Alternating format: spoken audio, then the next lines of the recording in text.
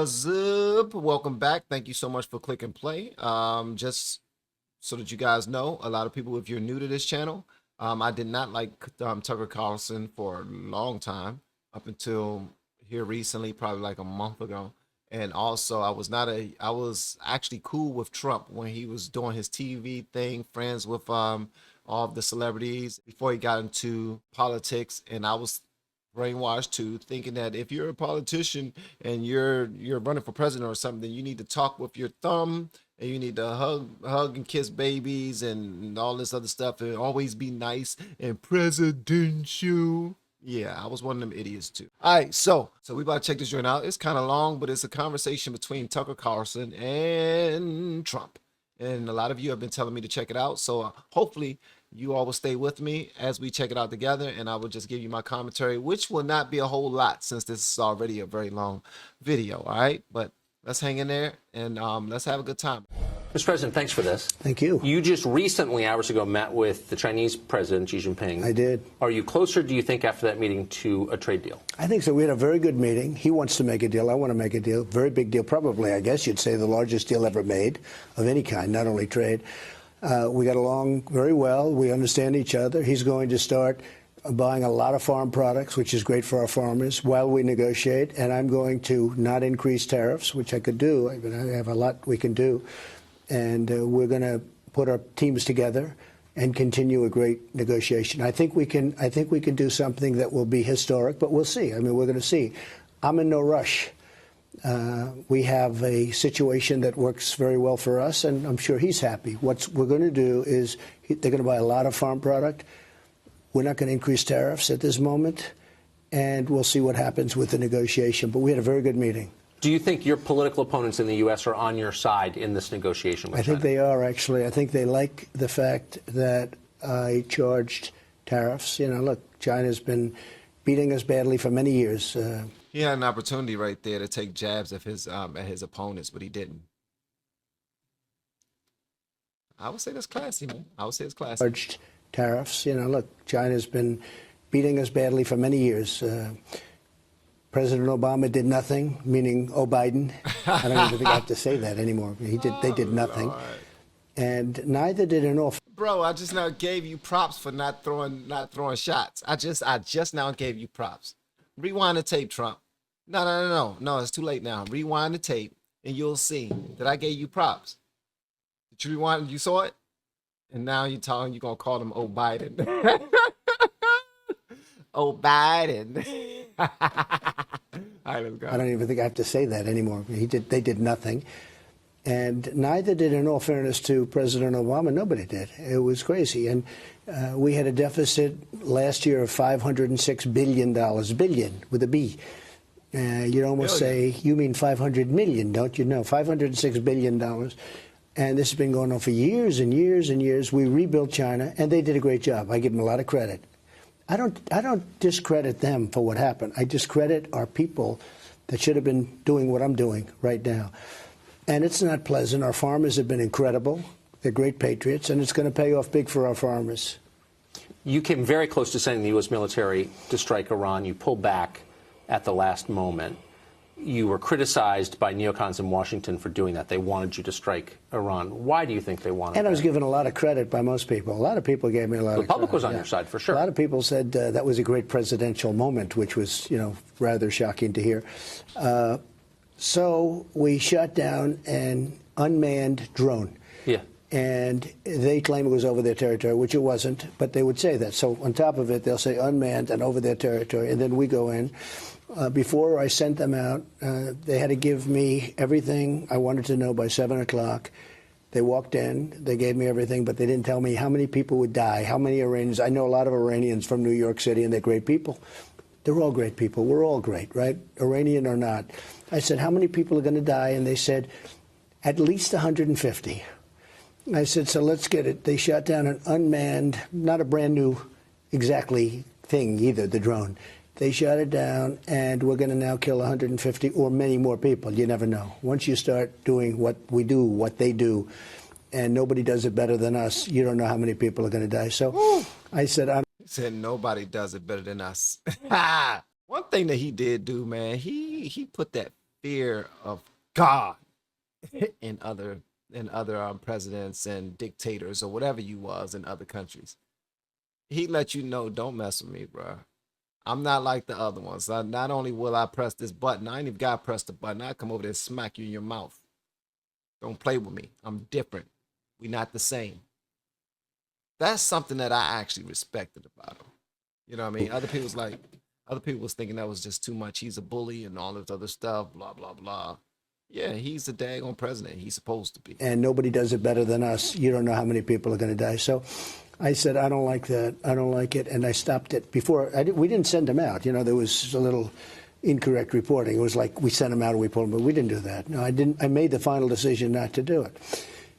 I built up a lot of great capital. And if something should happen, we're in a position to do far worse by not doing it. But hopefully we don't have to do anything. Iran now, since we terminated that horrible deal, which was a truly horrible deal, and, you know, you and I aren't so different in terms of fighting. We want to have peace. We want to build our roads and build our schools and build all the things we want to build. But we can't let Iran have a nuclear weapon. And you may even agree on that, because I know where you stand. Your show's great. I watch it a lot. But you can't let Iran have a nuclear weapon. And you can't let certain other countries have nuclear weapons. Too devastating. So they're having a lot of difficulty in their country right now. And hopefully at some point they'll come back and they'll say, we're going to make a deal. We'll see what happens. 2 American servicemen killed in Afghanistan this week. How much longer do you think our troops will stay? Well, I'll tell you, I've wanted to pull them out, and you know I have pulled a lot out. We were at 16,000. We're down to about 9,000, which a lot of people don't know. In Syria, as you know, I've pulled most of them out. We've defeated the caliphate. Now, when you say caliphate and defeat, the caliphate's land. It's an area. We've taken back 100%. But these people, ISIS, they're stone cold crazy. So that doesn't mean somebody's not going to walk into a store and blow up a store, which they do. So I never say defeated them, but they were decimated. And this went on for a long time, and other people didn't do what I did. We did it very effectively. Our military, there's no military like our military in the world. I don't want to have to use it very often, but we took back the caliphate with Afghanistan. I need to touch on something. Some people did not like, I had no issue with it. Some people did not like the way he always complimented a job well done. If he did something nobody did like us, the way we did it is better, the way we're going to do it is better, those type of things. My question to the people out there who look at that as like another level of arrogance or something like that. My question is, what's the problem with believing in yourself and pointing out your accomplishments? At what age do we stop doing that just to be polite? Because when we're raising children, we make sure that every single little thing that they do, we make sure that we point it out and we celebrate it and those type of things. For those of you out there believing that running a country is easy, it's not. It's not. And when you're able to accomplish a thing, yeah, you need to, pop your collar, talk your sugar honey iced tea.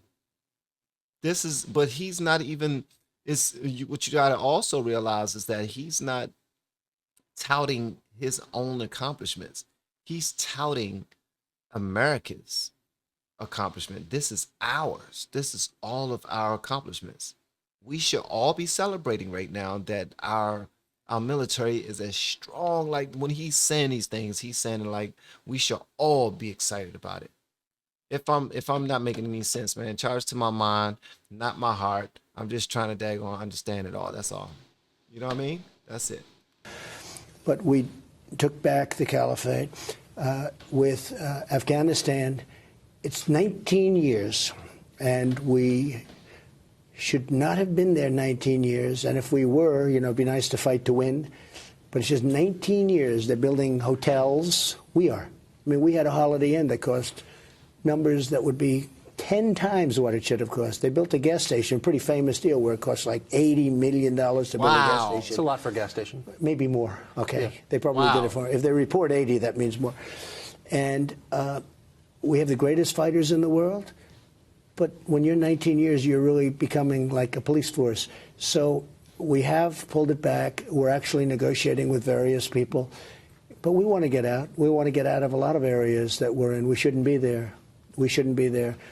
We're the policemen for the whole world. You know, if you look at... Yes, we are. We are the policemen for the whole world. But I want y'all only, I'm about to press for, I'm not going to talk a whole lot. But I want y'all to pay attention to the nuggets and the jewels that he drops. He said it probably was 80 million, but they only report, they report less. You know what I mean? It was a lot more probably, but they just going to report that.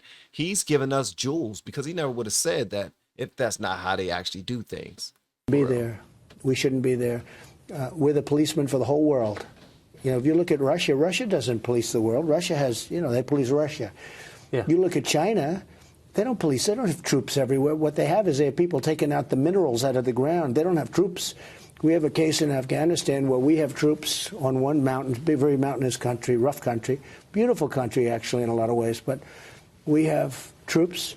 And on the other mountain ridge, China's there with big excavating equipment taking out minerals. They don't have people.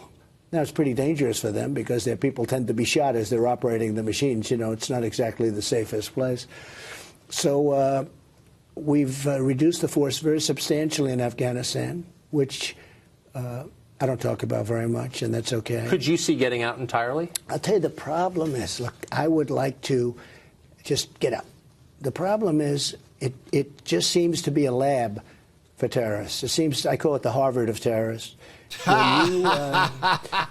He said it's the Harvard of terrorists. And dude, if we're not there to disrupt that, what they would do, bro, what they would do, I don't even want to think about it. Look at the World Trade Center. They were trained. They didn't, by the way, they attacked their own country. They didn't come from Iraq, all right? They came from various other countries, but they all formed in Afghanistan. And it's probably because it's at the base of so many countries, but they all formed, and it's rough mountains, and you get a lot of, you know, you get a lot of good hiding places. But I would leave very strong intelligence there. You have to watch, because they do, you know, okay, I'll give you a tough one. If you were in my position and a great-looking central casting, and we have great generals, a great central casting general walks up to your office, I say, we're getting out. Yes, sir, we'll get out. Yes, sir. I said, what do you think of that? Sir, I'd rather attack them over there than attack them in our land. In other words, them coming. That's always a very tough decision, you know, with what happened with the World Trade Center, et cetera, et cetera. When they say that, you know, no matter how you feel, and you and I feel pretty much very similar, but when you're standing there and you have some really talented military people saying, I'd rather attack them over there than have them hit us over here and fight them on our land, it's something you always have to think about. Now, I would leave and will leave, we will be leaving very strong intelligence, far more than you would normally think, because it's very important. And we can do it that way, too. But we have reduced the forces very substantially in Afghanistan. I like that he said that, and I'm sure a lot of people was watching this hoping to get a definitive answer from him about that, because it was one of the things that was being debated, like pulling out from Iraq and all in Afghanistan and whatnot. So yeah, I like the answer. What y'all think? It's not saying much. It's not saying all that much coming from me, to be honest with you, because I'm not that well versed in politics, although I'm trying to play catch up. I'm speaking a lot more on it. I'm sure some of y'all believe that I might know a little bit more than I'm putting on. Promise you, I do not. But I do take that as a great compliment. Thank you so much. We're not done with the interview. Let's go. Google, by some measures, the most powerful company in the world. All information flows through it. They're against you. They don't want you reelected. Can you get reelected if Google's against you? So, you know, I've been hearing that about Google and Facebook and Twitter. Yeah, that's okay? right. I won. They were totally against me. I won. Hillary But they Clinton, didn't think you were going to win. Well, they fought me very hard. I mean, I heard that, and they're fighting me hard right now, which is incredible because I think the Democrats want to shut them up, and frankly, so do a lot of the Republicans want to shut them up. If you look at Twitter, I have... Do you guys think that he was actually robbed of the presidency? Please answer that question for me, because that's been a big thing.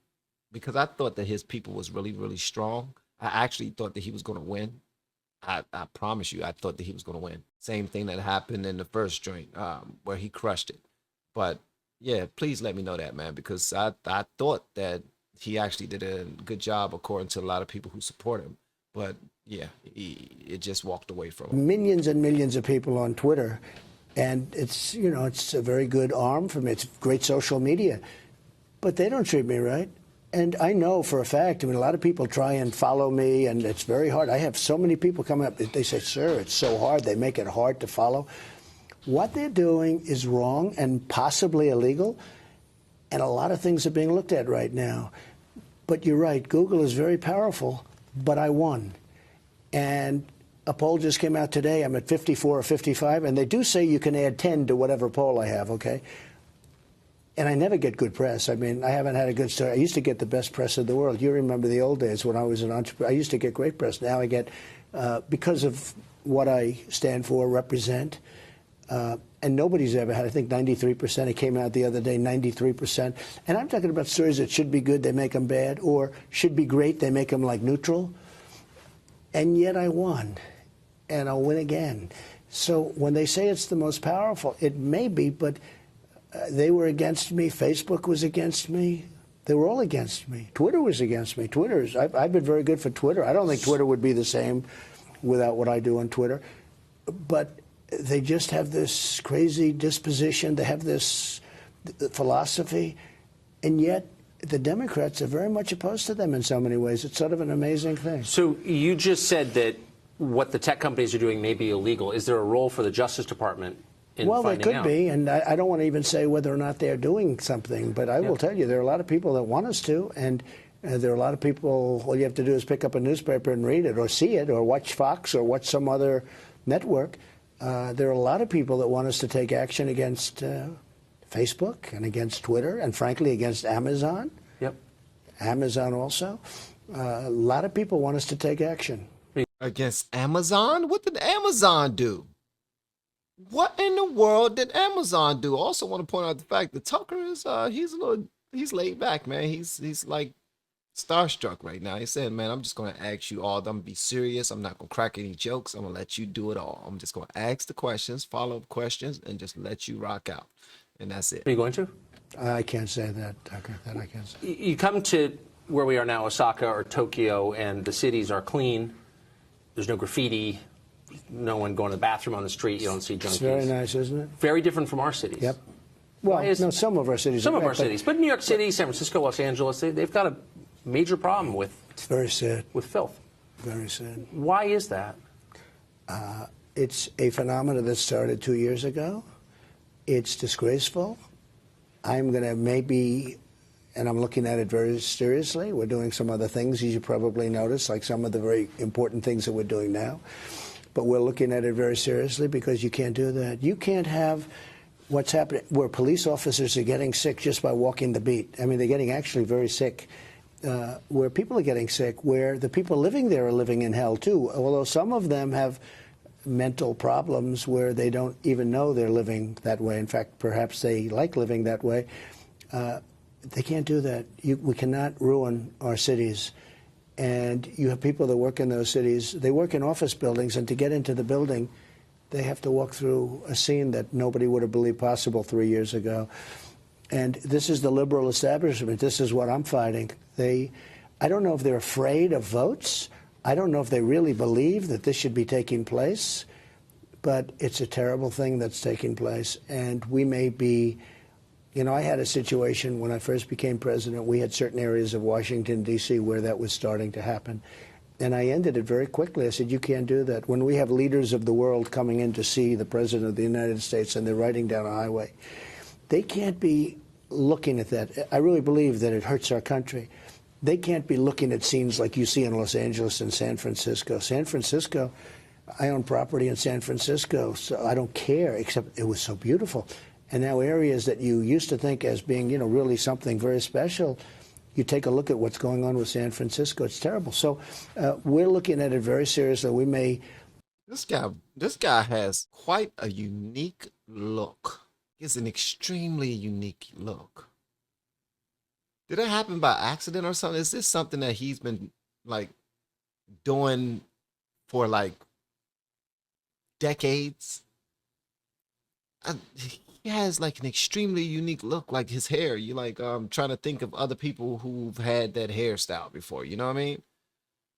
Yeah, it's wild. It's wild. What's going on with San Francisco? It's terrible. So we're looking at it very seriously. We may intercede. We may do something to get that whole thing cleaned up. It's inappropriate. Now, we have to take the people and do something. We have to do something. Right. And, you know, we're really not very equipped as a government to be doing that kind of work. That's not really the kind of work that the government probably should be doing. We've never had this in our lives before in our country. And it's not only those few cities, it's a couple of other cities also. Of cities. At the same time, most of our cities are doing great.